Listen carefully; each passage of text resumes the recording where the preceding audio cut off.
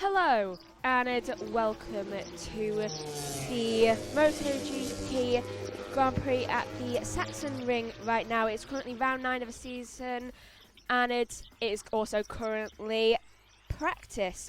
But unfortunately there is no live timings right now because it is down. So let's throw a... Susie, he's done. And she's like, you know what? I went, Mark Marquez is done. I've never seen this version of him, but he's done. That is him.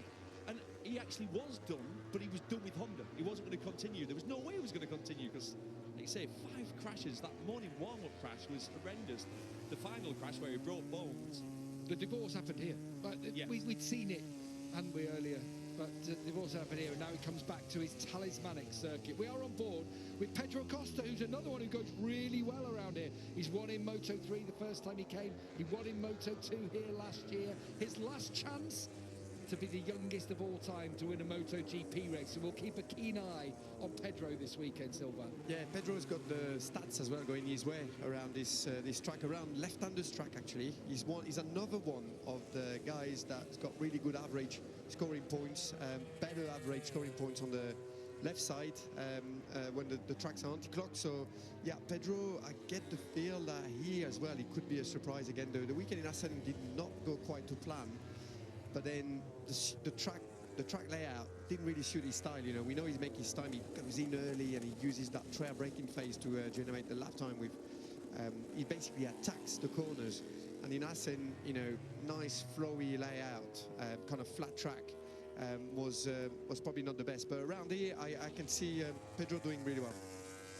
We're with Fabio Quartararo there, experiment with that new engine, which he's running in that Yamaha M1, not quite working at Assen, but he said, don't worry, other places we go to this year, that engine will come into its own. We feel it helps him in the braking zones. Whether it will help this weekend, we're about to find out. It didn't work for Alex Rins, nothing bike related, more just a circumstance. In turn 1, had a horrible high side, and Rins broke bones in his hand, had to have surgery. He took the opportunity to take some metal work out of his leg as well.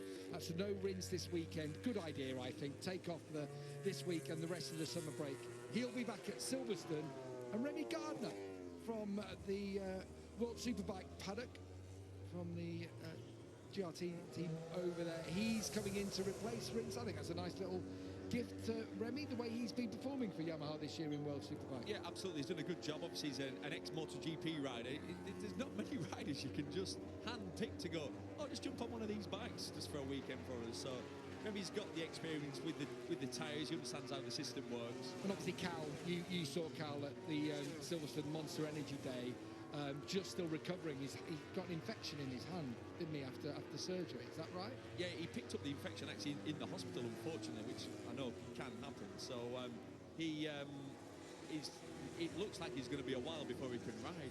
He's been on quite a few courses of antibiotics trying to clear it up, but as it stands at the moment, nothing seems to be working. It looks a mess, really. Yeah, these things happen, and it's unfortunate.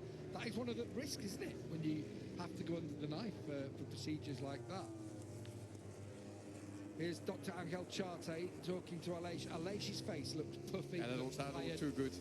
It looks in pain, and it might be the best thing to sit out if he comes straight back in like this. A broken hand, it's going to be very painful. The thing is, you put so much forces through your hand, and it's not just like, you know, back and forth. It's sideways. It's just grinding, and if you've got broken bone in there, it's going to hurt so much. The gloves are really tight as well. There's going to be some swelling there, and so it's just a little bit too fresh, you know, only doing it last week. We're on board with Pedro Acosta, and in front of him is Remy Gardner. They are almost best pals. They get on really well. Remy, of course, was in the team with him when he first started in Grand Prix racing, and took him under his wing a bit. Remy is fluent in Spanish, and they have got a very similar kind of philosophy, very laid back, very chilled, and Pedro will love being on track with his pal. Hopefully you can show him around a little bit. It's very difficult, you know, even if you've been in MotoGP before, once you get used to the superbike riding style, to come back, you have to ride in such a different way. You have to just modify the way you ride that bike, you know, not force the entries too much, carry that corner speed, use the strength of the MotoGP bike, and try not to override it as well. Frankie then throwing it on the inside of Pedro Acosta after he'd got past on, tell you what, a bit like a race there between Morbidelli and Acosta. It's so tight through that part of the track as well. But Pedro was about to stick it on him at the Omega. Do you know what was really interesting about that? We got a lap behind Remy round all the left-hand corners. Oh, actually, we get a look from the outside. Yeah, I think Frankie Morbidelli's a bit optimistic. Pushes him wide. But then, so we got a lap behind Remy Gardner. What you can witness is, obviously, we talk about all these left-hand corners, and all you're doing is you're skating on the side of the tyre. You're just waiting. It's quite a frustrating track to ride around because you've got a lot of lean angle and you've not got enough grip. The left-hand side of the tyre ends up super hot because you're just burning the tyre away. And it's a real patient rider that gets the most out of it. You can destroy a tyre around here in about 5 laps, and it's a 30-lap race. So you've to understand when to push and how to basically extract the lap time. And that's why Mark Marquez has always been so good. We know he's good around left-handers, but he's good on corner entry on left-handers. So he makes his time up, not by burning his tyre out. Mark through on Remy Gardner. It's a good lap he's putting in here. His first proper flyers, I would suggest, having been in for the start. What do you put that down to? What happened there at the start of the session? Maybe electrical. Yeah, in and out. Something obviously. A glitch. Yeah, something happened there. You just wouldn't pit unless there is really an issue that needs fixing. So, did he restart on his second bike, or did he manage to? I'm guessing with the fact that he's on used tyres. Yeah, they could have swapped the tyres there. No, as I'm saying, it was the same tyres because it'll be counted as being used because it's the same bike.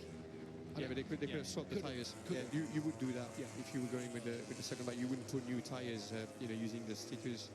So. Like his foot, like what's Pedro there? Typical that corner. But you can't do that throughout the race. Don't get me wrong, it's finding his way, and of course he's going to spin it and slide it. But what's funny, you finish a session like this, and that's what the team will tell you. You look at the data and they go, right, we've got an issue with tyre life. And tyre temperature. So yeah, you'd be like, your tyre temperature's to the roof, you've lost way too much rubber. And then you change the electronic strategy of the bike to put a different map in it to give you less power in that situation. And there will be people who have just joined us who, when we went off air on Sunday, we knew it had been an issue. Sylvain had spotted perfectly during the race that Mark was having to ride behind Fabio Di Gianantonio to conserve his front tyre pressure. It came out about an hour and a quarter after the race itself that he had run. He was under the pressure. There had been a bit of a problem. I don't think it was intentional as such, but the fact that it had taken so long, he'd been pushed wide by an... Right, so the timing screens are now back. I shall run you through the current top 10. At the top... Oh, and it goes off. Right, so the top 10. First is Marc Marquez. Second is Alex Marquez. Then it is third with Martin. Vinales fourth. Oliveira fifth. Miller sixth. Bezzecchi 7th, Quartararo is in 8th, Binzer is in 9th, and Di Gianantonio is in 10th. Letting them using that a little bit lower pressures, it seems like the problem was solved, but obviously, it's still there. For some tracks, we're still going to be on the very limit, especially when you got changing conditions during the weekend, because teams don't get the data or not enough data. And so, you go if you're going into the race with having to do a little bit of guesswork, you are going to take a little risks there, and situations like this can happen. It was delicate, wasn't it, when we were in Assen in particular? The track temperature was high at times, but the wind was cool. It was all felt like, they were all a little bit on the limit. You spoke to Pedro Acosta, Neil, about why he crashed right at the end of the race. Yeah, which is incredible. So Pedro Acosta was, what did he crash out of? 4th or something? No, he was a little bit further back. Yeah, but it is safe, let's say 5th or a 7th, but he was all on his own. Yeah. Start of the last lap. I spoke to him yesterday, I did my track guide with him, and I said, can I ask you what happened? Because I said, was it like a cold tyre? Like, had you eased off? He went, yeah, that's exactly what happened. He said, at a safe position, I was pretty much riding round on the last lap, like you do, it's like, Sylvain. You're bringing it home. You're bringing it home. You're like, well, I'm not going to catch the guy who's 3 seconds in front and I'm 3 seconds in front of the guy behind. And it's not like you switch off mentally. You're still riding round and you'll just go a second slower. But it was sort of steady through the turn 5, which is a left-hand corner. Strubben, yeah. Yeah. And then went up the straight through the 2 kinks that go right, and then he goes into turn 7, which is a left-hand corner, and he'd less lane angle, going slower than he'd done on any previous lap, but he'd lost about 10 degrees temperature of the front tyre, and it just folded. And he said, 10 degrees. I had no chance of saving it. He said, it's one of them you can't save because his knee wasn't on the ground, because you're not leant over. It's that in-between phase. It's so difficult for the riders, and that really summed up the weekend at Assen, that cold breeze.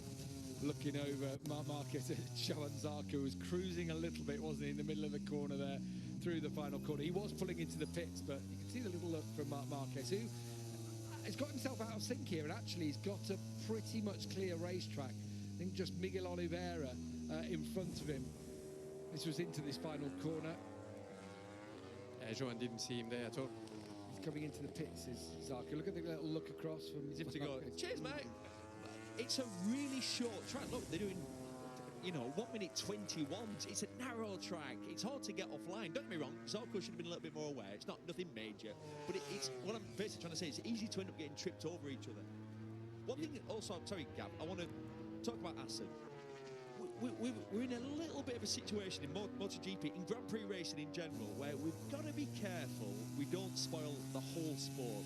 Like, you watch the Moto2 race, which was a decent race. You've got Fermin Aldeguer leading, and then actually halfway through the race, he's got a penalty. He's got a long lap penalty for something we're not able to see. We're not quite aware of where he's touched the green.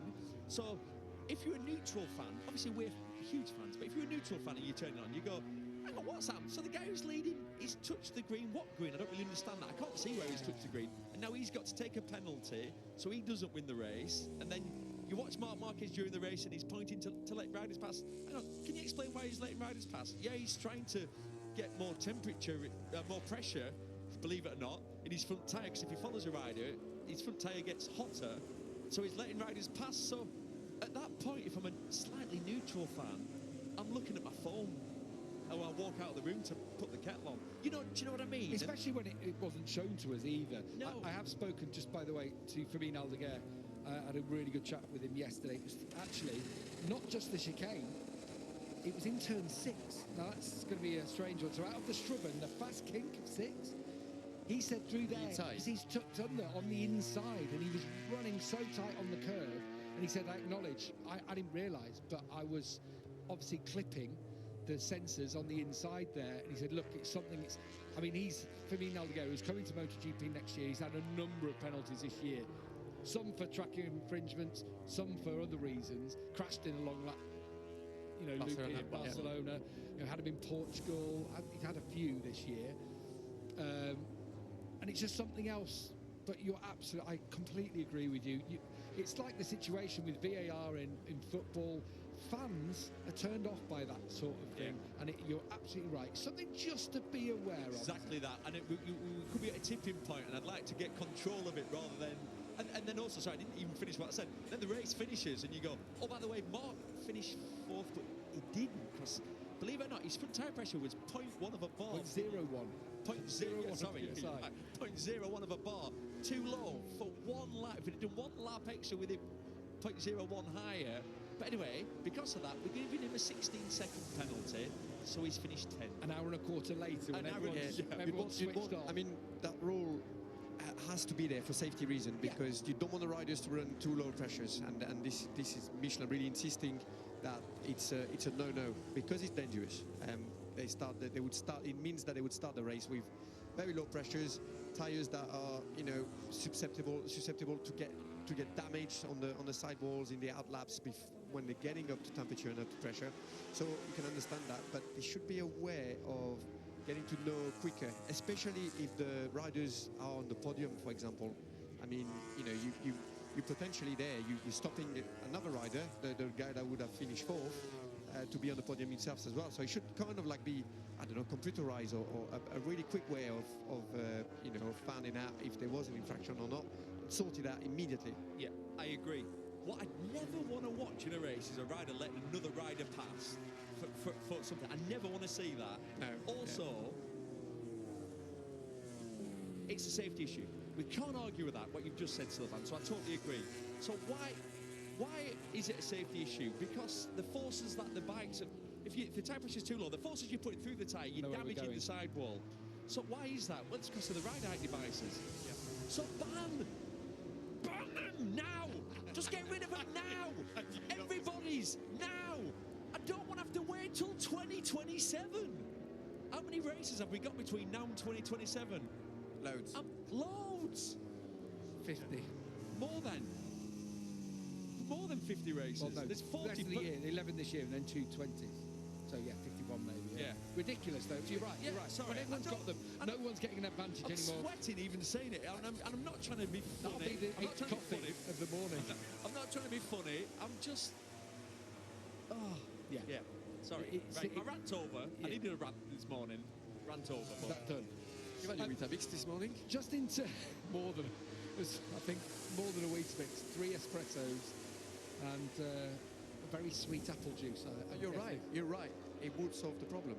I mean, I want to just go back to lap times really quickly. Mark Marquez is half a second quicker than anyone on his first run out on the medium tyre. Anyway, Jorge Martin's looking to close that gap right now. He's got Alex Marquez in front of him on track. I don't know this weekend about the Bagnaia-Martin situation. I'm pretty confident that Bagnaia will be there, and I think we might have a 3-way tussle, which could be. Because the Martin-Bagnaia battle was brilliant last year. OK, Martin led it and just about judged it to perfection last year, held off at any Bagnaia attack. There was contact as well in the last There was, corner. yeah, exactly. Yeah, he was Coming- trying everything yeah. he could. Yeah, so that battle should be on. That said, Marc Marquez straight away off a second, 3 times now. Jorge Martin just won a little bit faster. You know, second. Mark That's a made, big gap around here. Mark made up a quarter of a second in the last sector. Yeah, alone. lost. So Martin was in touch with him at the sector 3, and then he lost 3 times. And there's 2 corners in the last sector. Yeah. Saxon curve and the Queckenberg, the final corner. And they're so Marc Marquez corners because they're both left-handers, but they're braking. It's that braking corner entry phase. I've spoken to Frankie Carcetti, his crew chief, about it, and he said he carries more corner speed, he turns tighter, and to pick the bike up earlier. But he does this weird thing. I mentioned it before in commentary, and it's even hard to explain, where he scrubs the last bit of speed off with his front tyre, and the front tyre is sliding across the track. So it's a real extreme thing that only he can do. Frankie Carcetti's worked with lots of incredible riders over the years, and he said, I've never seen anything quite like it on the data, and that's his. You could see it on screen. In Assen, you could see it on screen. it- All the left turns, it just looks like he's riding with qualifying tyres on the left turns compared to the other riders. Losing a little bit of time in some of the right corners, but the left turns, it's just something special there. It feels like Pedro Acosta might have that kind of wherewithal, that kind of talent to do something kind of similar, or have a similar kind of entry phase into the corner. He's doing something different to the other riders. We know that. I've spoken to Paul Trevathan, his crew chief, about it. He says he is unique, he's elite. This guy is elite for a reason. But also the 24 Ducati, that's the phase of the corner that we know the 24 Ducatis are also, they seem to be a step ahead, don't they? Mark himself was saying before the weekend, that's the gap difference is that bike definitely, it feels like it in that phase is that bit better. Will it level up this weekend? Well, we don't know. We are going to find out, and that's the beauty. We go into a weekend again. As we run off track here with Jorge Martin in the final corner. Is it? No, it's going up the hill through turn 9. So it must have gone off at 8. Yeah, I feel like this weekend's a really important one. We've got the 3-week break after it. The summer break. Let's watch this. Yeah, it just gets in there right deep. Easy to do. But I feel like this is a real psychological weekend because you've got Martin, who really got destroyed last weekend by Pecco. Couldn't lay a glove on him. But he won here, did the double last year, so he's coming here confident. You've got Bagnaia, who's so confident, having done the double-double, so he wants to really stamp his authority this weekend. And obviously, you thought... Right, just quickly interrupting this replay of down at turn 8, I believe. That looks like Martin having gone off onto the gravel and having continued. Yeah, it was Martin, you can see in this garage now, and another off yet again for Martin. Yet again onto the gravel. That is not good, considering Bagnaia enters the pit lane as Quartararo and number 87, because I can't see the full name. They head out to the second run. So that is 2 offs in a very short amount of time for Martin going onto the gravel. Here's a replay of that second off now. What does he do? This is round turn 1, so completely different parts of the track he has gone off at. And he just goes wide. He just cannot keep it on the track. He just goes wide. That's on 2 separate corners now. So perhaps that is something to look out for further in the weekend. That's a stat. But it also means that Ducati hadn't won here until the last couple of years. When he wasn't there. When he wasn't there. Yeah, but Ducati's back. So Ducati's back? Yeah. It's a French thing. Anyway, he's back in the house. I thought he was known as the Ant. He's back in the house, and he's got, okay, he hasn't got the latest weapon, but he's got a good weapon. But I want to ask about why Ducati's then. What are Ducati's doing differently that they work around this circuit, which, you know, never would have been the Ducati place and never was? Well, I mean, last year, I think there was like 8 Ducatis in the top 10 or something like that, and Ducati's strong around here. It's all about efficiency around here. It's very hard to use the power of those bikes. There's actually very little places where you use 100% of the throttle, believe it or not. You do that main straight, which is quite short. It's about efficiency because it goes up a lot. So the exit of the last turn is really important. There's lots of wheelie there in second and third, and even fourth. So downforce plays a massive role, and radar devices and so on. And then from turn 1, 2, 3, back up there for it's all like short shift and partial throttle, and all the way down again. So it's really hard to use the power here. So more about, you know, outright power. It's about efficiency and how much power you can use around this track, and we know that Ducati is very good at doing that. Very efficient bike. Yeah, they've only won twice here. Casey Stoner 2008 and Jorge Martin last year. Fabio Quartararo was the winner back in 2022. We've just had a word from Aprilia that Aleix will withdraw this weekend. We are not surprised. You know, you could tell by somebody's face, can't you? It's like he hadn't slept or something. It's all puffy, and yeah, it's the right decision in that situation. So Il Capitano will not be leading the team not this weekend. But it's too fresh. It's a week ago, hand fracture, you know, 300 horsepower around here. But around any track, it's not going to happen. It's too painful, really painful. Did not have a surgery, so you know the brake is fresh and it moving around while you're trying to ride the bike. So that would be extremely painful. Can we get into, while we're at this middle part of the session, no indicators really on our timing screens of anyone improving? Maybe Alex Marquez. Just the rider market really quickly. Alex Marquez has been confirmed at Gresini for another couple of years. First takes on that? I think great signing. Having a decent-ish year. Not as good as last year. Obviously, he won a couple of sprint races last year, if you remember.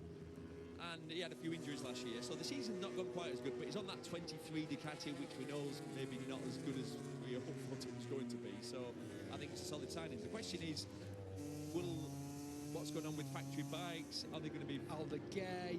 You've got other people in the picture, your Morbidellis and your Di Gianantonios. The question marks around both of them. How many factory bikes are there going to be? Yeah, there might be less. They're saying, aren't they? Rumour is that there might only be one. Seems like you get these blocks with the riders' market, like, you know, and it started to fall in place. Obviously, the first block was Marc Marquez. That's falling in place, and then we've seen a series of signings after that. It seems like the next one now is Fabio Di D'Antonio. Yeah, because Fabio is doing a great year as well. He's and he did the end of last year was really outstanding. The wins that he managed to get at the end in Qatar. And again this year, you know, he's doing brilliant. He's basically the second performing rider behind Marc Marquez on that GP23. So there's confirmation of Aleix Espargaro. I just want to go through Fabio Di Gianantonio's results since the USA. Okay, he was 7th in Qatar, but since the USA, he was 6th there in the race, 13th in the sprint in Jerez. But listen to this: race Jerez 7th, in France 7th and 6th, in Barcelona 6th and 5th. In Italy, 7th and 7th. In Assen, 5th and 4th.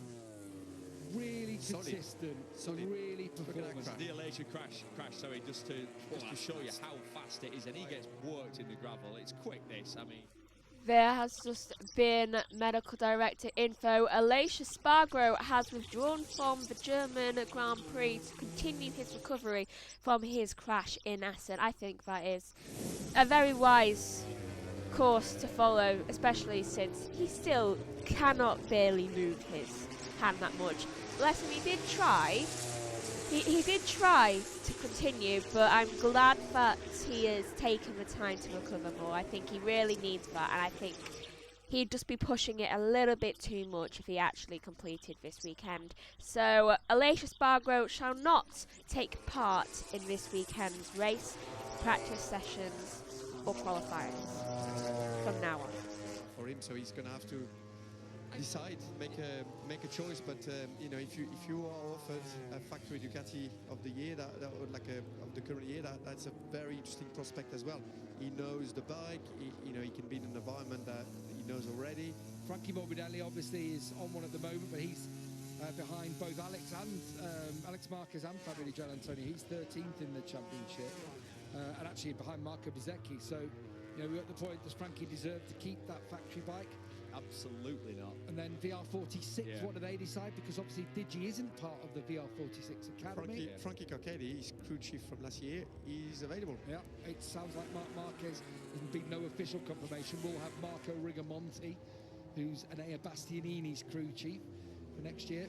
Talk that Raul Fernandez is a done deal. Well, he actually said yesterday, just need to put pen to paper, it's all agreed. We expected that to come. Talk about Lewis Hamilton. We might as well mention it while we've got Mark on screen.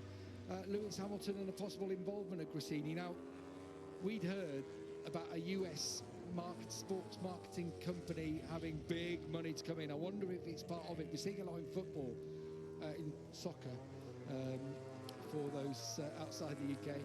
Big sports marketing conglomerates buying up and people investing in them. I know I'm a Leeds United fan, and there's a big conglomerate of Hollywood stars and sports stars who all invest in a fund, and that fund goes on and buys something.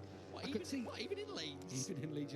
Well, Red Bull have just bought a 10% stake or something like that. So, no, but a lot of these sorts of things are happening across the board in other sports, and with Liberty Media on, you could see Lewis Hamilton forming part of a, what do you call them? Conglomerate's not the right word, but consortium. That's it. To buy a team, couldn't you? He loves his MotoGP. Big fan. bike fan, big bike rider. In fact, he's quick, isn't he? Yeah, really quick. He rides well. Hey, he's brave. Yeah, we spoke to Alex Lowe. Alex spent a couple of days with him in a ref, and he went, "Oh, it's not Was he going to be right." too brave in turn 5? Yeah, he got too brave in turn 5 on one lap, unfortunately, and took the front. But Alex said that the problem is he's got no fear.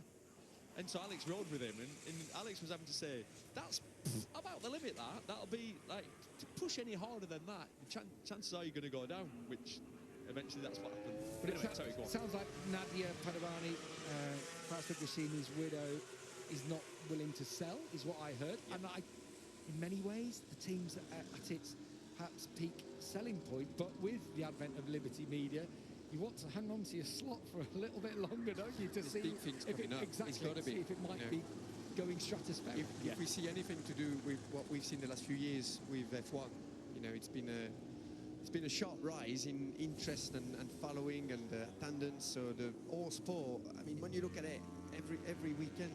Well, almost every weekend, the show is just so good at the moment. It could be a tenfold increase in the next 5 to 10 years. 100%. So, yes. Maybe they take investment or something like that. But anyway, it sounds like she's not for selling. The one I'd heard, actually, you look at the independent teams that are out there. Trackhouse, we know Justin Marks and his involvement there. So that's an interesting one. We're not sure about Joe Roberts yet, whether that is a goer. It sounded...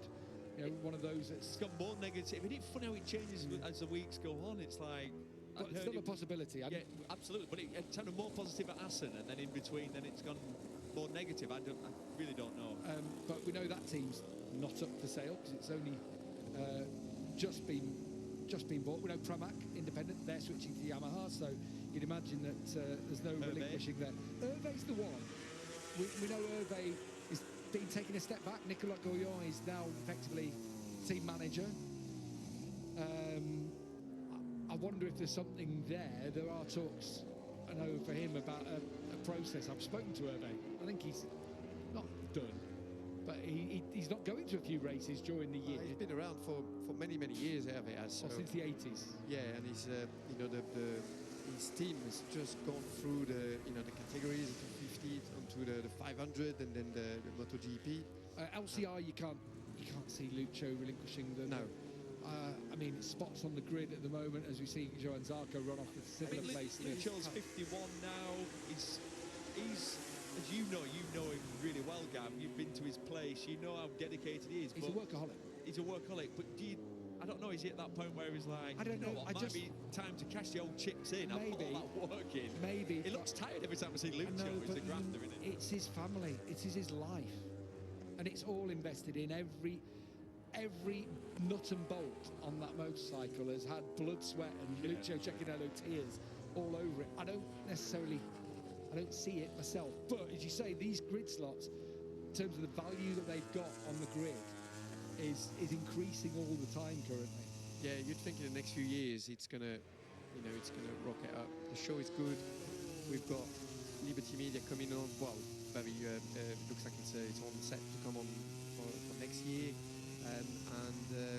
Yeah, I mean, if they apply the PR recipe that they use in F1 and made F1 so successful, yeah, Martin is improving, but he's on with new software. Yeah. So what they're going to try and do, Sylvan, like you said, copy what they've done with F1, and that's to grow this sport in America. And we know how big that audience is. What that means. So that's where I say, when I say a sports marketing consortium from the States with involvement of Formula One people or whoever, obviously we know there's a lot now of interest from Formula One. It's interesting times ahead, but it's very business side of it. But what we know at the heart of it, and this is where we go back to your point from earlier, Neil, is the sport is fantastic. It's brilliant. It's bite-sized. It's perfect for a young audience, perfect for an action sport audience, as we well know. So at its heart, it's just got brilliant sport. It's got brilliant stories, amazing drama. We don't want it ruined with the track limits fiascos, with the tyre pressure fiascos either. You're right. We just need to keep those things in check. I've got no problem actually with the track limits penalties, because I do feel it's a black and white issue, or it's a green and white issue. But it is, isn't it? There's a line that has to be drawn somewhere. If we want tracks to be safer and not have gravel the moment you step off, or grass the moment you step off a curb, a line has to be drawn somewhere. Otherwise, let's just ride through the corners and not even bother with going round turn 5 and 6. And that's what we said after Assen in the Moto2 race. We need to see where people have cut in the track or touching the green and modify it. And what? Find a solution. Exactly. Modify it so it doesn't happen next year. Should we just see this? Yeah, just as Martin comes to the line, because it was that quarter of a second gap. Let's see how much he loses. That Marquez had in that final sector alone. Now, he's lost about 10. Off. But this is a brand new soft rear tyre that Martin has gone out on. Marquez was on the medium.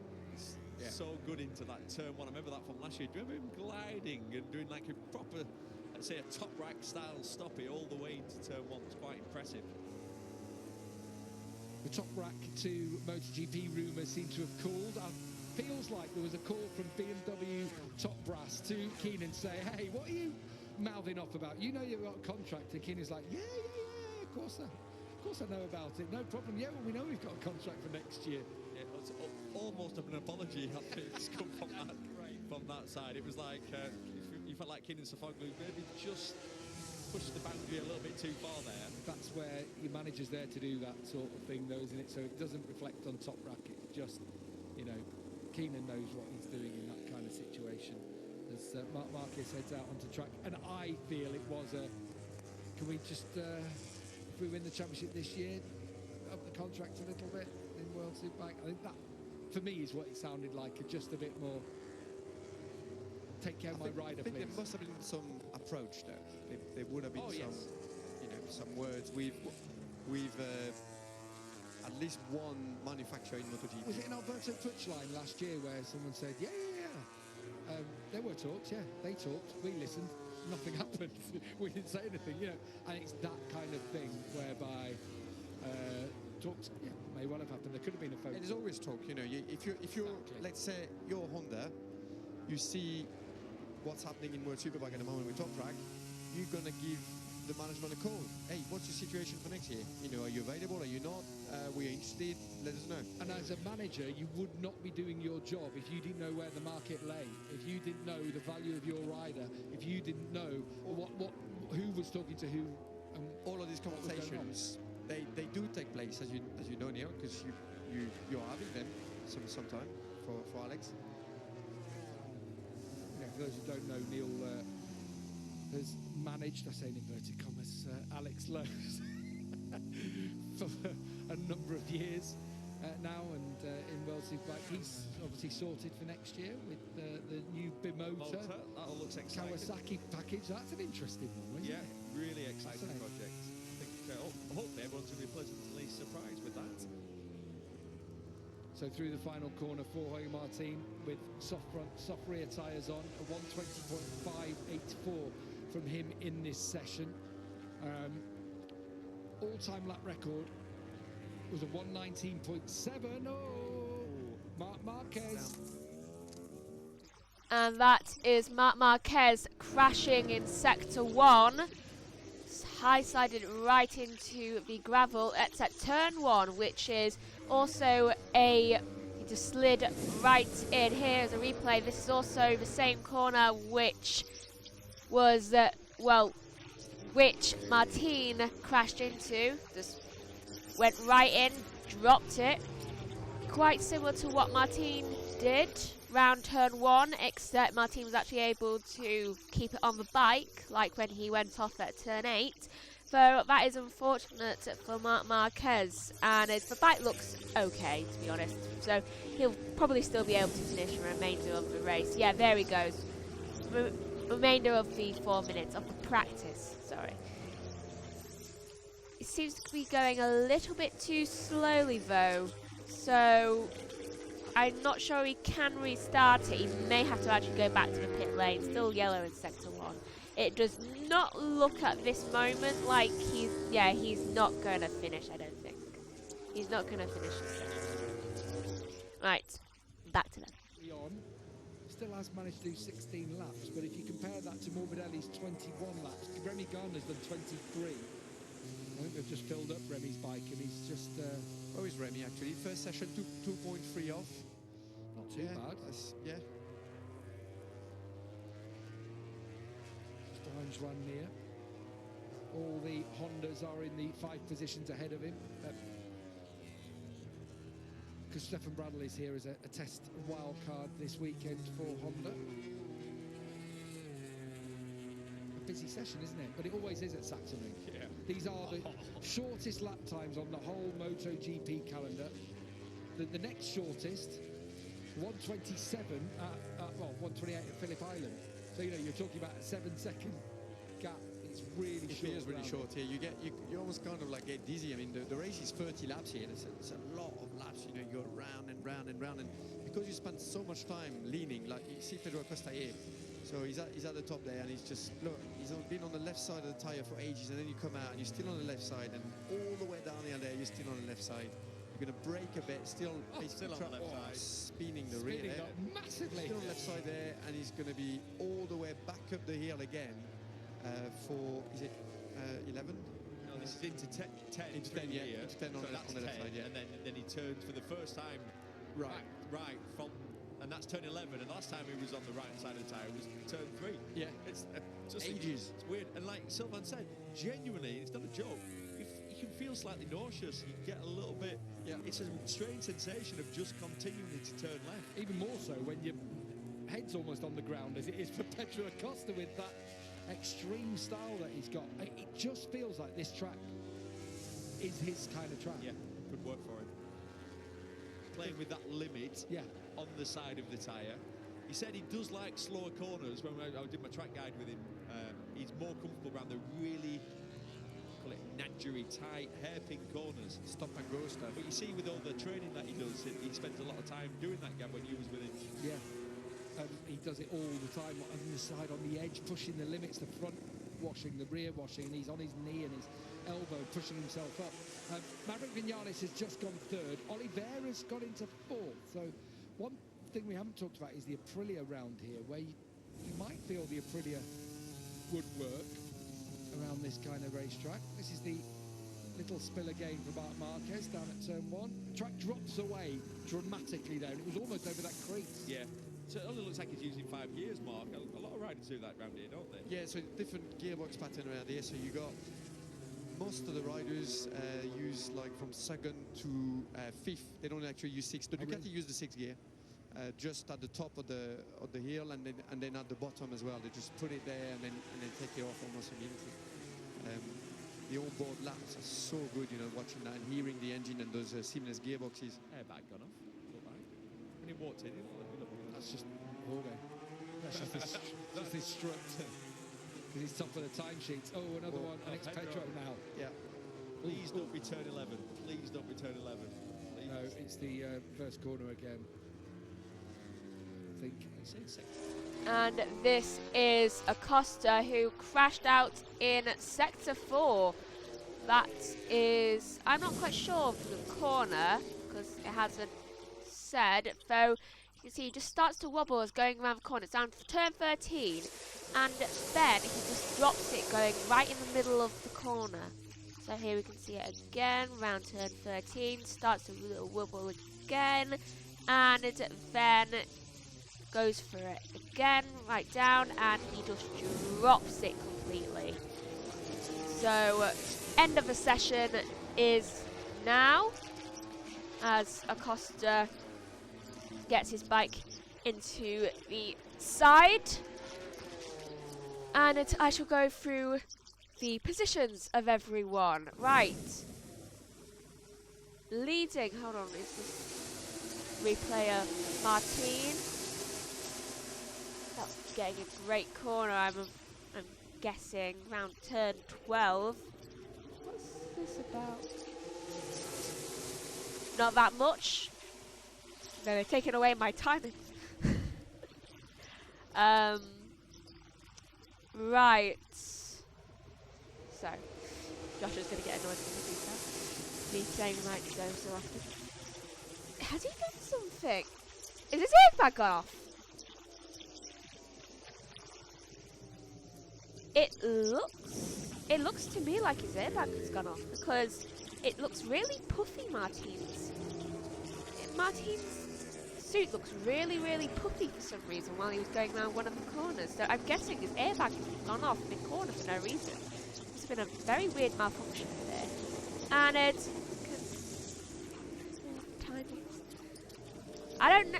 For some people here, which I'm not sure how to pronounce their names, but simply because I was a person with a beginning name G and I have not seen those initials before. Gardner. It's Gardner. Right, so first in this free practice session was Martin with a 120.584. Second was Marc Marquez despite his crash. Third was Vinales. Oliveira fourth. Fifth, Acosta. Fernandez, Augusto that is in sixth. Seventh is Bastianini. Eighth, Alex Marquez. Bagnaia is in ninth. 10th is Raul Fernandez. Miller is in 11th. Piasecki 12th. 13th is Morbidelli. Quartararo 14th. Binder is in 15th. 16th is Di Giannantonio. 17th is Gami. Zarco is in 18th. Marini is in 19th. 20th is Bradl. 21st is Mia. Gardner is in 22nd, and Aleix Espargaro is in 23rd due to him retiring from the free practice session and from the weekend. Right, thank you for watching this free practice session with me at, isn't it Sachsen? Yeah, for Sachsen track in Germany. Please join us for everything else this weekend. Goodbye.